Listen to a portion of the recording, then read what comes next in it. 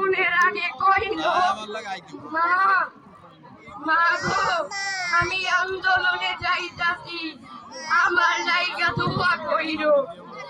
আমি তো মুখ সুখ মান, আন্দোলন মানে কি বুঝি না। তারপর আমি আমার আবু সাইদের কইলাম, বাপ আন্দোলন মানে কি?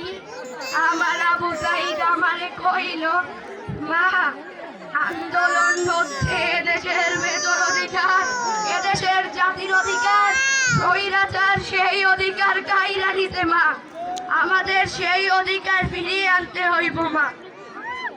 তারপর আমি খুশি হইয়া আমার আবু সাইদের কইলাম, যা বাপ যা, তুই আন্দোলনে যা।